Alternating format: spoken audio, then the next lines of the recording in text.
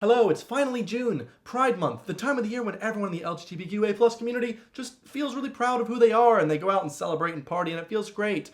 So long as you're proud of who you are. Cut to title, I'm not really proud of my sexuality. So far as I don't believe you can really be proud of many things you can't change. Like, I'm not proud that I'm tall. I mean, I didn't earn it. I didn't work towards it. I mean, I'm happy I'm tall, but pride in that sense doesn't seem to make sense to me. It doesn't feel like the right word. About 2 years ago, I uploaded a video on my channel talking about my sexuality, and if you haven't seen that yet, I highly recommend you watch it, as it will explain things a lot better. Too long didn't watch.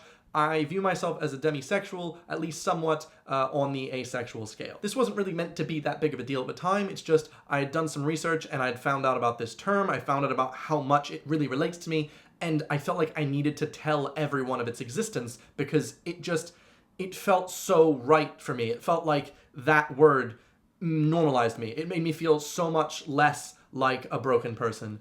But after making the video, things kind of blew up. I had friends messaging me about it, I had family talking about it, I had people I really look up to sharing the video, and honestly, as lovely as the support was, it made me uncomfortable. I felt like I'd opened a can of worms. Over the years, the video would get more and more support, to the point where everyone would start referring people to my video when they wanted to know more about demisexuality. Like, oh, you're thinking about this? That sounds like this guy, Evan Edinger. Here's a video about it. And, like, I'm pretty sure at this point as well, it's the most viewed video on the topic of demisexuality, which is, great and all, like, hooray, give me those views, people like the stuff I make, save my YouTube channel. But the fact that, like, something that I feel, the way that I am, is representing how a lot of other people also feel makes me really uncomfortable. Like, how can I speak for anyone else when I feel like I can barely speak for myself? One thing I tried driving home in the video is that I don't like the idea of labels, and I'm pretty sure I've mentioned that in multiple videos since then. Like, view people complexly, stop putting people in boxes. Like, yes, I may view myself as a demisexual, but that doesn't mean that I tick every single box on the list, and it doesn't mean that if you look up the definition of a demisexual, you're not just gonna be like, oh, that's Evan. Like, everyone's different. When I made that video, I was in a really good place. I just finished moving out of a really bad situation and into a really good and supportive one. But ever since coming out, it's been getting harder and harder. I always used to see these YouTubers making these coming out part 2 videos, and I'd roll my eyes and be like, ooh, losing relevancy, gotta bring them back in with that sweet, sweet SEO. But I get it now. So much changes year to year, and it's nice to hear how family, friends, even yourself have reacted after your own self-discovery. Like, how have you grown and changed since discovering this is who you are and that this label fits you? So yeah, I'm a bit annoyed at myself for not understanding that a bit earlier, because it makes so much more sense now, because I've been dreading making this type of video because of how I used to feel about those types of videos for a while. Tyler Oakley, for instance, and I don't know if it's just me that feels this way, but he's pretty much king of the gays on YouTube. I mean, there's no election, it's a monarchy. You could say he's the queen. I don't really know. All I know is that he's an icon for homosexuality. He's helped normalize it, he's always speaking out on important issues for the community, and he's done so many good things. If you haven't noticed, I've barely talked about my sexuality since that video, spare a joke here or there, because I don't want it to become me. Like, I don't want something that I cannot change about me, something that is just the way I am, to be my brand. Like, as shit YouTube as that sounds, I don't want my brand to be my sexuality. Personally, Tyler rocks it. He does good things with it. Me, I don't have the chutzpah for that.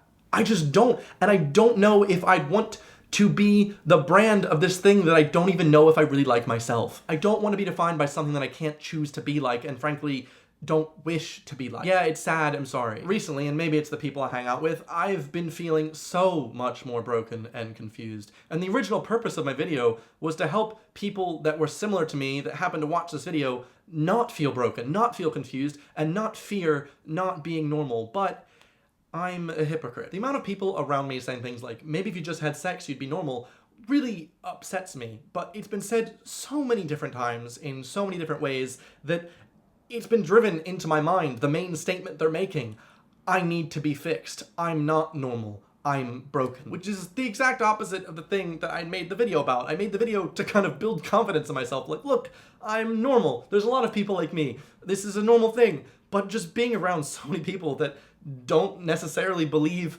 how I am really breaks me down, and makes me believe, like, maybe it is all farce. Maybe this isn't how I am. I hung out with this very lovely girl the other day. She came around, and we kissed a lot. Quite a lot. It was really nice. I liked it, but the whole time I felt bad. I felt uneasy. It just made me feel so unhappy with myself that I didn't feel like I could ever make anyone truly happy, because it's just not something I feel comfortable with, and I got ridiculed for that. I had people like, oh my god, you should have just had sex and then everything would have been fixed with you. And that's not how it works. It really gets to me. I don't know what's wrong. And I'll laugh along like, sure, yeah, that's me. Because, you know, I like being agreeable and I like being the pit of jokes sometimes, but it really does get to me. And I mean, it doesn't help understanding of anyone else that I'm really romantically into everyone. Like, literally, I've got a crush on every freaking girl that I'll follow on Instagram. I do. I can't help that. I don't want to do anything sexual with anyone, but it's a different thing. There's a hugely different thing being romantically involved with someone and being sexually involved with someone. But it really doesn't help my case, especially with people that don't understand it. And so people are like, obviously you're not like this, Evan, because you just talked about how you have a crush on this girl.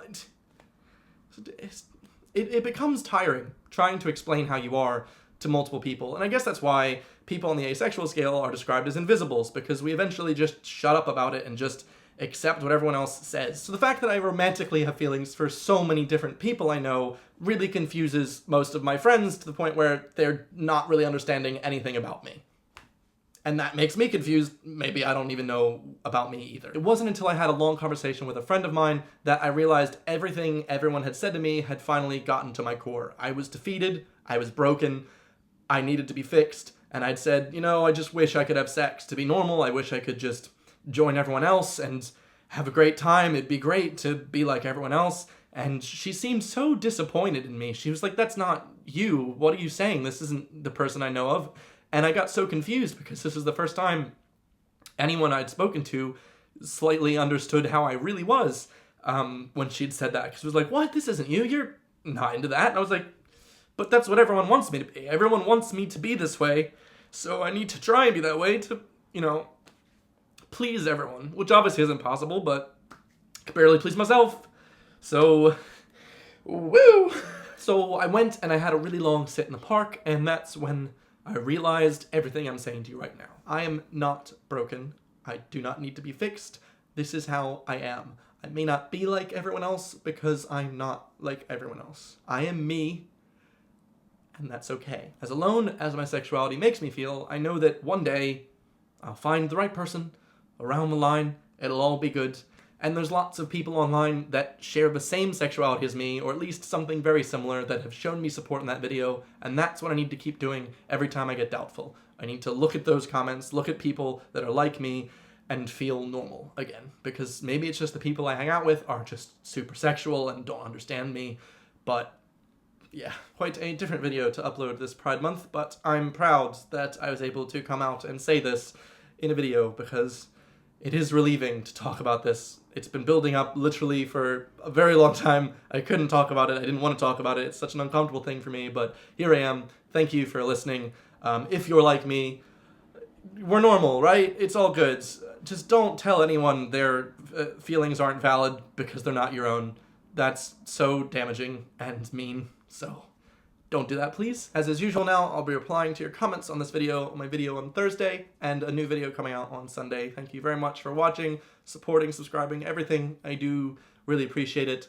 It does mean a lot. Thank you so much. I'll see you guys for the next one.